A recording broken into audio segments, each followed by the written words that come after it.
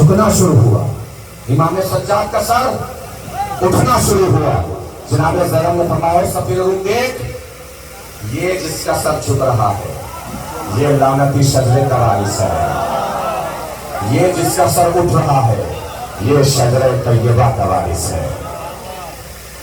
یعنی صرف امامت کی حفاظت نہیں فرمائی جناب زینب نے، امامت کے وقار کو بھی بچایا ہے، امامت کی عزت کو بھی بچایا ہے، امامت کی شان و شوکت کو بھی بچایا ہے، امامت کے جلوے کو بھی بچایا ہے، امامت کے سر کو بھی بلند رکھا ہے جناب زینب نے۔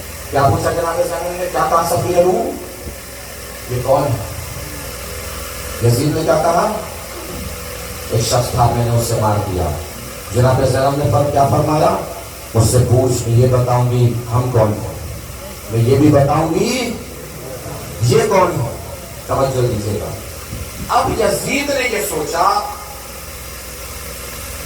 کہ تمہارے سامنے جب بات کی تب بھی ہم ذلیل ہوئے، سفیر روم نے جب بات کی تب بھی ہمیں ذلیل ہوئے۔ یزید نے اپنے آپ کو بہت بڑا بادشاہ سمجھا، بہت بڑا سلطان سمجھا۔ اس نے سوچا کہ لاؤ اب میں بات کرتا ہوں۔ اس نے کہا کہ آج میں بڑا خوش ہوں، آج میرے بدر و عہد کے آبا و اجداد جو علی کی تلوار کے ذریعے سے قتل ہوئے وہ ہوتے تو بڑے خوش ہوتے، مجھے داد دیتے۔ جب اس نے بہت دیر تک یہ جملہ اور کیفیت صرف آپ محسوس کر سکتے ہیں، میں کہیں اور پڑھ بھی نہیں سکتا، صرف کیفیت محسوس کیجیے گا، کیفیت۔ جیسے اس نے بہت دیر تک میں کی نا، میں نے یہ کیا، میں نے یہ کیا، میں نے یہ کیا، میں نے یہ کیا۔ جناب زینب نے سب سے پہلے اس کی میں کو مارا اور فرمایا یبنت طلقہ، ہو ہمارے آزاد کردہ غلام کے بیٹے ہو۔ سب سے پہلے اس کی میں کو مارا کہ تخت پہ بیٹھ کے بتا رہا ہے ہمارے آزاد کردہ غلام کا بیٹا ہے تو۔ جناب زینب نے بتایا ہم رسیوں میں بندھے ہیں تب بھی شہنشاہ ہیں، تو تخت پہ بیٹھا ہے تب بھی غلام ہے۔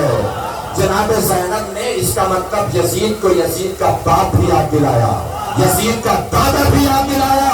اس کا مطلب جناب زینب خود نہیں بول رہے تھے، پس پردہ جناب زینب کے حسین بھی بول رہے تھے، حسن بھی بول رہے تھے، علی بھی بول رہے تھے، نبی بھی بول رہے تھے۔ اس کا مطلب جناب زینب یزید سے بات نہیں کر رہی تھی، شجرہ طیبہ، شجرہ خبیثہ پہ لعنت اللہ۔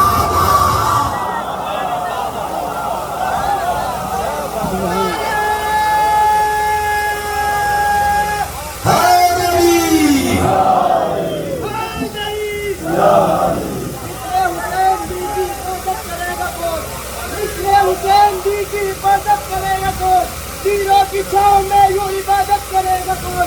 ہم بھی اگر چراغے کا بدلہ کو چھوڑ دے پھر نسل پر یزید کی لعنت ہے۔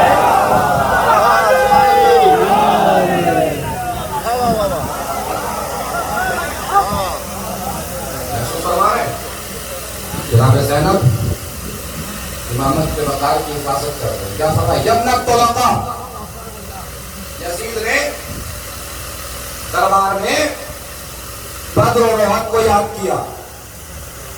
جناب زینب نے بھی موضوع چھوڑا نہیں، اسے بدر و احد کی ہی یاد دلائی۔ احد تو جانتے ہیں نا کون سی جنگ تھی؟ احد جس میں حضور اکرم صلی اللہ علیہ وآلہ وسلم نے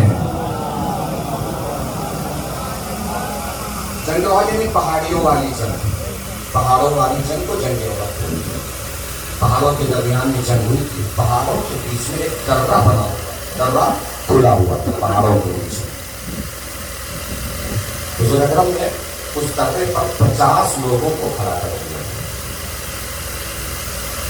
پیٹھ کی طرف یعنی بیک میں پہاڑ، سامنے لشکر کفار۔ لشکر اسلام اس طریقے سے ترتیب پایا ہے کہ پس پشت تو پہاڑیاں تھیں، سامنے لشکر کفار، پہاڑیوں کے بیچ میں درہ کھلا ہوا، درے میں 50 لوگوں کو رسول نے کھڑا کر دیا اور یہ کہہ کے کھڑا کیا کہ دیکھو تمہیں یہاں سے ہٹنا نہیں، دشمن ہمیں مارتا ہوا مدینہ لے جائے تب بھی نہیں جگہ چھوڑنا ہے. ہم دشمن کو مارتے ہوئے مکہ پہنچا دیں تب بھی اس جگہ کو نہیں چھوڑنا ہے. مولا علی لشکر اسلام کے علم بردار تھے. اس جنگ کی ایک عجیب کیفیت تھی جو تاریخ میں لکھا ہے.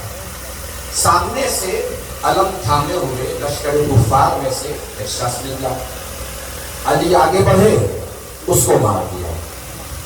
پھر دوسرے نے علم اٹھایا, علی نے اس کو بھی مار دیا.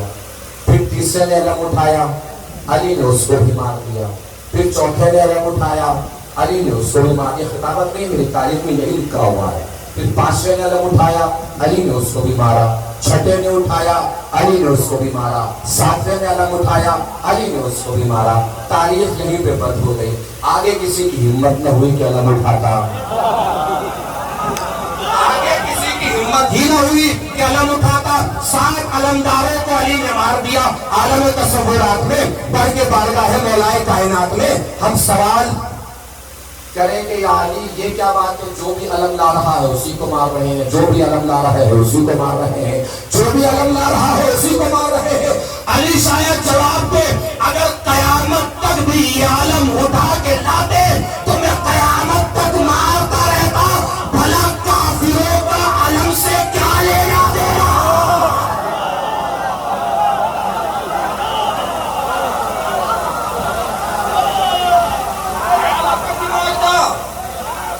کفار کے پاؤں کھڑ گئے, پاؤں کھڑے, چھوڑ کے بھاگ گئے میدان.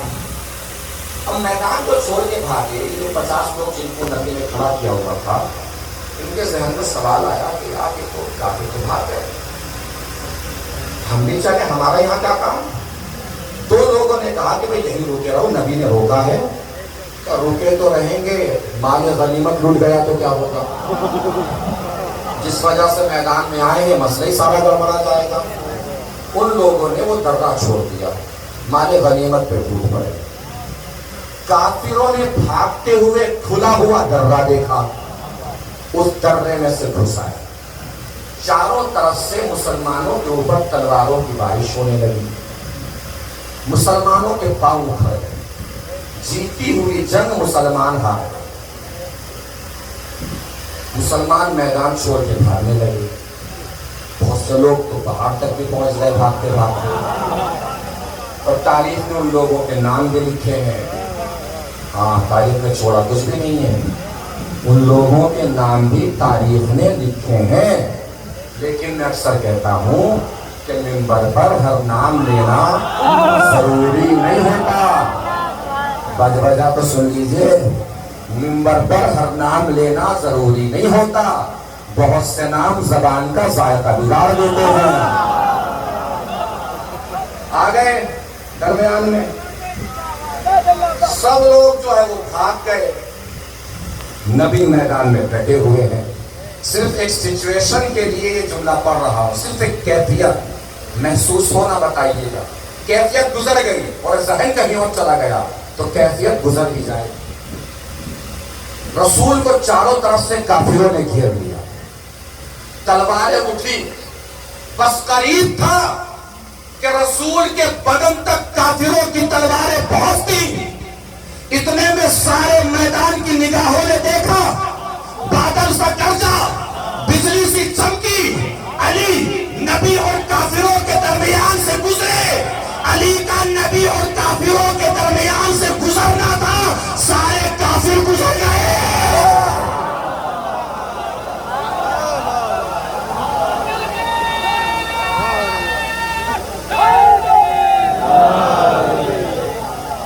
سارے کافر گزر گئے.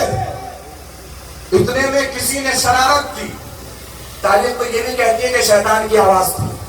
آواز بلند ہوئی, قد قتل محمد, محمد قتل کر دیے گئے, محمد قتل کر دیے گئے.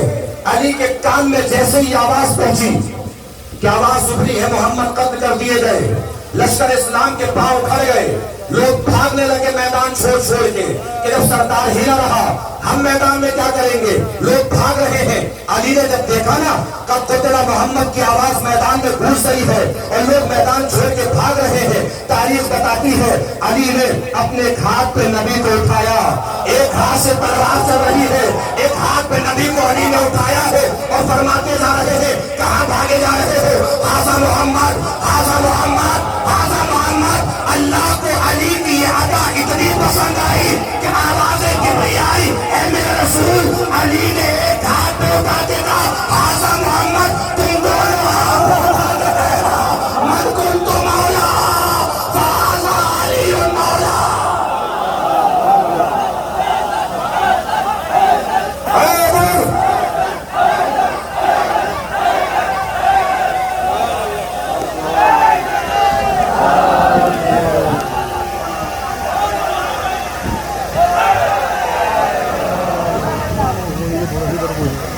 بدر بھی یاد دلائی جناب زینب نے، احد بھی یاد دلائی جناب زینب نے۔ آخری جملہ سن لیجئے، مجلس تمام ہونے جا رہی ہے، پوری توجہ سمیٹ لیجئے گا۔ جناب زینب نے کیا فرمایا تھا؟ اور سفیر روم مجھ سے پوچھ، میں یہ بھی بتاؤں گی ہم کون ہیں، میں یہ بھی بتاؤں گی یہ کون ہے۔ جناب زینب بتانے جا رہی ہیں ہم کون ہیں، یہ کون ہے۔ پہلے ایک جملہ محسوس فرما لیجیے گا، جناب زینب کا یہ جملہ عربی ادب میں سنگ میل کی حیثیت رکھتا ہے۔ یہ جناب زینب کے خطبے میں نہیں، خطاب میں جو گفتگو کی ہے جناب زینب نے دربار میں، اس گفتگو میں یہ جملہ، خطبہ اس کے بعد شروع ہوا ہے جناب زینب کا، جو خطبہ اکثر سنتے ہیں دربار شام میں جناب زینب نے خطبہ دیا، کبھی انشاءاللہ اور وہ خطبہ سناؤں گا، لیکن یہ جملہ محسوس کر لیجیے گا جو جناب زینب نے فرمایا ہے۔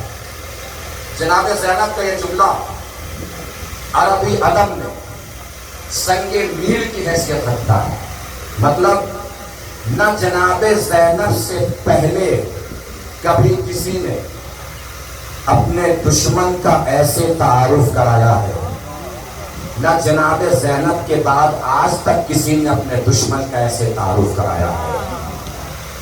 عزیزوں، بڑی محبت، بڑی محنت، بڑی جدوجہد سے آپ نے اب تک سنا، آخری جملہ ہے، پوری طاقت سے پڑھنے جا رہا ہوں، پوری طاقت سے سننا ہے۔ جملہ میرا نہیں ہے، جناب زینب کا ہے۔ جس کے دل میں جناب زینب کی جتنی عظمت جلوہ گر ہو، اتنی طاقت سے بتائے گا، اتنی قوت سے بتائے گا، ہاتھوں کی طاقت، لہجے کی طاقت، زبان کی طاقت۔ آخری جملہ بات تمام، جناب زینب سے پہلے نہ کسی نے ایسے اپنے دشمن کا تعارف کرایا ہے، نہ جناب زینب کے بعد آج تک کسی نے اپنے دشمن کا ایسے تعارف کرایا ہے۔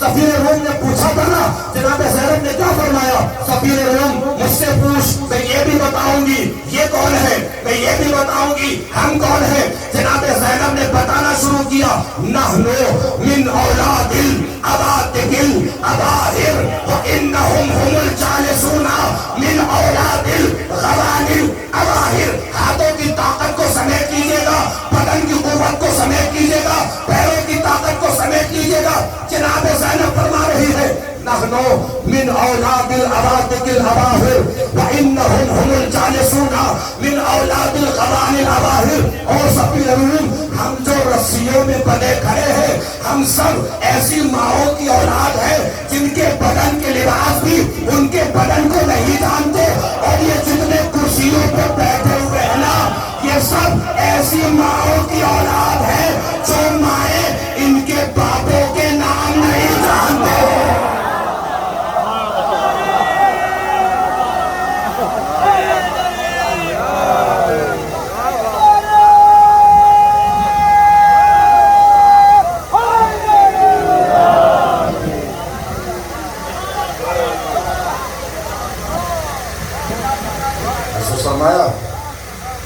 جناب زینب تھی جو شام کے دربار میں جا کر اپنے بھائی کے پیغام کو پہنچا ہے، کربلا گھر گھر پہنچا دیا جناب زینب نے۔